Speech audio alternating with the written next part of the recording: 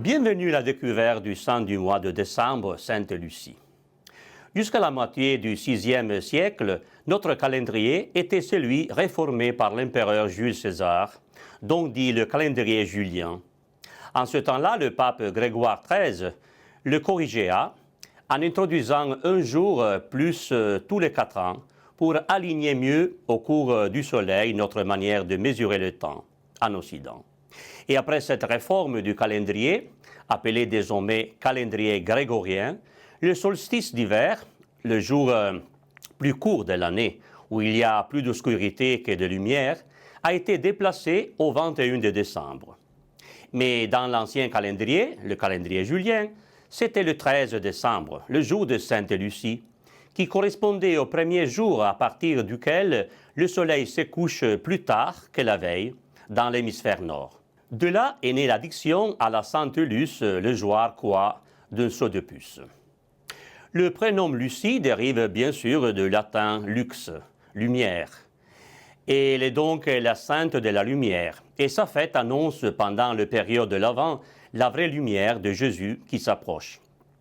Lucie est née à Syracuse, en Sicile, d'une noble famille, vers la fin du IIIe siècle.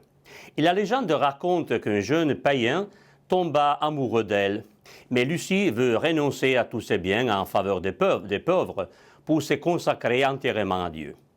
De rage, le jeune la dénonce à cause de sa foi chrétienne. Elle est alors emprisonnée et torturée. On lui arrache les yeux, toutefois sans réussir à la rendre aveugle à la lumière de la foi. Elle est donc la protectrice des malades, de la vue, et nous encourage à porter un regard plus profond et antérieur sur notre vie.